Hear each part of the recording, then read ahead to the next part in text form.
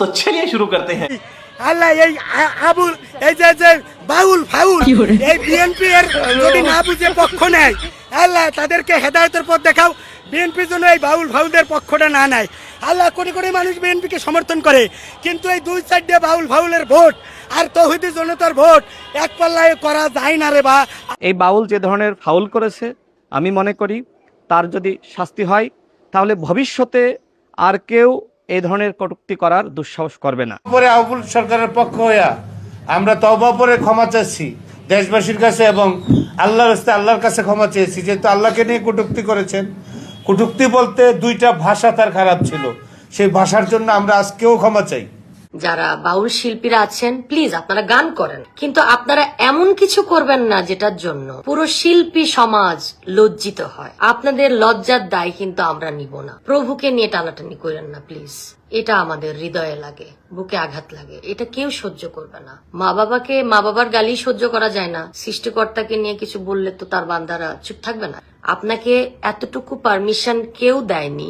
সৃষ্টিকর্তাকে, রাসূলকে বাজেভাবে অপমান করা হচ্ছে। পুরো শিল্পী সমাজকে কলঙ্কিত করবেন এই ক্ষমতা কিন্তু আপনাকে কেউ দেয়নি। আপনার জন্য আমরা এরকম কলঙ্ক নিতে পারবো না। আজকে দেখলাম আবার ছাত্র দলের কিছু পোলাপান কি যেন বাউল সন্ধ্যা নাকি প্রতিবাদ সন্ধ্যা আয়োজন করছে ঢাকা ইউনিভার্সিটির কোথায় জানো। তো আমার কথা হয়েছে তোদের এত বাউলের লেগে তো মায়া লেগে গেছে, এটা কোনো বাউল?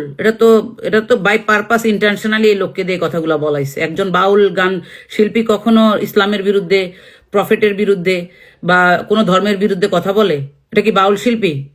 হ্যাঁ, তোদের কি মাথার মধ্যে কি ঘু আছে? তোরা এটার পক্ষে কিভাবে তোরা প্রতিবাদ করতে যাস?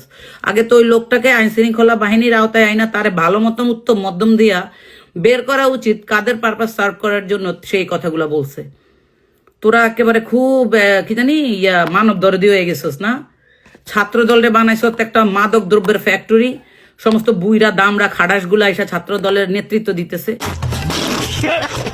মেঘমালা বসু হচ্ছে নতুন প্রজন্মের মধ্যে নাস্তিক। তার কথাবার্তার স্টাইল শুনলে ভাই শরীরের পশম কিন্তু দাঁড়ায় যায়। এই বামপন্থী এই জানোয়ারটাকে পিটাইতে একদম শেষ করতে হবে। তার প্রত্যেকটা বক্তব্যের মধ্যে মৌলবাদ, উগ্রবাদ, যারা ইসলামের পক্ষে স্লোগান দিবে তারা নাকি জঙ্গি। দেখেন না, বাউলদেরকে নিয়ে সেই সর্বপ্রথম মিছিল বাইর করছে, বামপন্থীদেরকে নেতৃত্ব দিয়েছে সেই প্রথম। 24 জুলাই আন্দোলনের পরবর্তীতে এই নতুন নাস্তিকদের আবির্ভাব হয়েছে। পূর্বে যারা ছিল শাহরিয়ার কবির আর গুরু ঠাকুররা যারা ছিল, এদের অনুসারী হচ্ছে এই মেঘমালা।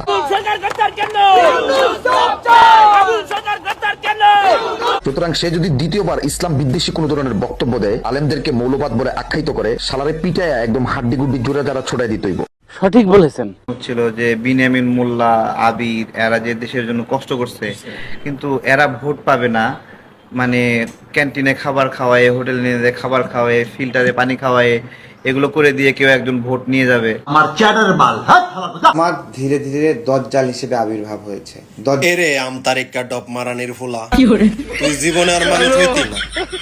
আরে কুলাঙ্গারের ঘরের কুলাঙ্গার, তুই একটু আগে লাইভ করছস কইরা কইছস তোর নিবন্ধনের টেয়া নাই।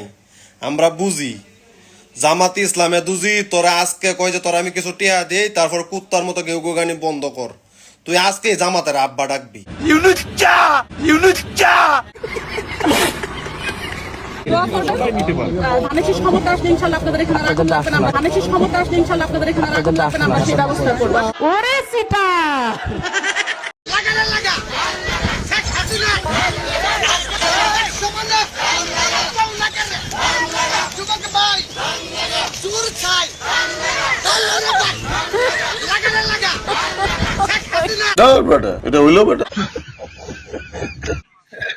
আপনি সারা দুনিয়াতে যেখানে যাবেন, আমি মরলে বুঝবেন, এখন বুঝবেন না, সারা দুনিয়াতে ফজলুর রহমান একজন লোক বাংলাদেশ শোনা গো আমার।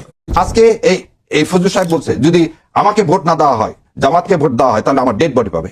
এটা কি ধরনের কথা? তাদেরকে যদি ভোট দেন তাহলে আমার মৃতদেহ পাবেন। দুইটা লোক সবসময় রাজনৈতিক সংঘাতের জন্য উস্কায় দিচ্ছে। একটা হচ্ছে অ্যাডভোকেট ফজলুর রহমান, আর আরেকজন হচ্ছে এই ঈশ্বরদীর হাবিবুর রহমান। দুইজনাই আপনি দেখেন সোর্সটা কোথায় থেকে, রসুনের জায়গাটা কোথায় থেকে।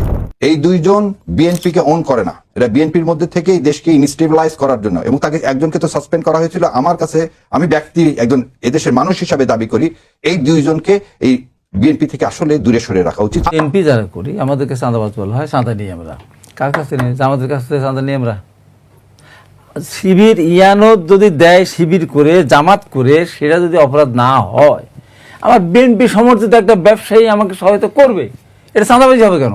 সাদাবাজ যেন বাংলাদেশে থাক না, এই দেশে সাদা হয়, এই সাদা বিদেশ যায়। 5200 করে চাইতাছে চাঁদা, আর ভাড়া চাইতাছে 8500 করে।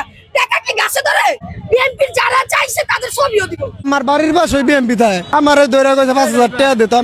আমার বিএনপি সমর্থিত হাজার হাজার ব্যবসায়ী আছে, তারা যদি আমার রাজনৈতিক প্রোগ্রাম সফল করার জন্য টাকা দেয়, তাহলে এটা চাঁদাবাজি হবে কেন? আমরা চাঁদা নিয়ে নেই কথা বলতো, আমাদের চাঁদাবাজ বলতে উচিত না। এই শালা পাগলের বাড়ি কোনে রে? এই শালা পাগলের বাড়ি কোনে? ওই যদি কেউ জানিস এর লোকেশনটা আমার কমেন্ট বক্সে দিবি।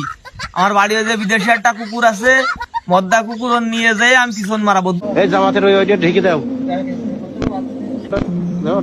চলে যাও, ওই জামাতের ওটা দেখা যাবে না।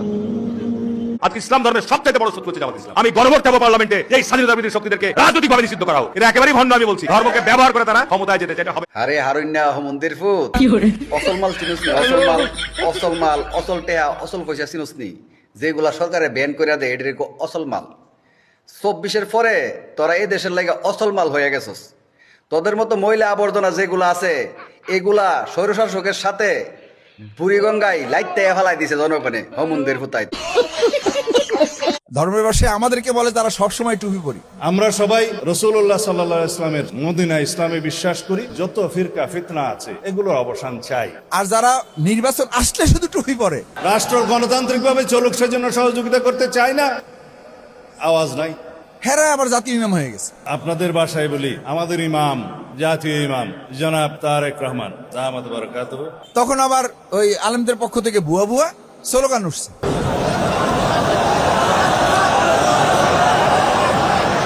এগুলো কি বলেন আপনারা? যে আলহামদুলিল্লাহ মাঝে মধ্যে আমি বলি যে আমরা টুপি পরি, দাড়ি রাখি, পায়জামা পাঞ্জাবি পরি। অনেকে মনে করেন যে শফিকুল ইসলাম মাসুদরা ওই নামাজ কালাম পড়াইতে পারবে, জানাজা টানাজা ঠিক আছে এগুলো পারবে, মিলাদও মোটামুটি ঠেলে ঠেলা কুলাইতে পারবে, কিন্তু বাউফাল চালাইতে পারবে না। এই ক্যাপাসিটি তাদের নাই, কারণ এরা অত পেঁচগোছ বোঝে না। আমি আপনাদের কাছে আজকে একটা কথা বলি, এই পেঁচগোছ যারা বোঝে না আমাদেরকে বলে, আমি এইবার অন্তত তাদের এইটুকু সাহস করে বলতে চাই, পেঁচগোছ আপনারা যে পর্যন্ত বোঝেন ওর সে পরের দাপটাও আমরা বুঝে তারপরে বাউফাল আসছি। এখানে চকলেট দেখতে পাচ্ছি, এটা কি শিশুদের জন্য না সবার জন্য? সবার জন্য, সবার জন্য। আচ্ছা, আরো কিছু যে শিশুদের জন্য সবাই আসবে, যারা শিশু কিশোর আছেন তারা আসবেন, আপনাদের আব্বু আম্মুদের সাথে আসবেন, এসে এখানে আসলে আপনাদের জন্য ফ্রি চকলেট এবং স্টিকারের ব্যবস্থা থাকবে। আচ্ছা, এখন মনে সাবেক শিশু যারা তারা নিতে পারে। জি ভাই, আপনারা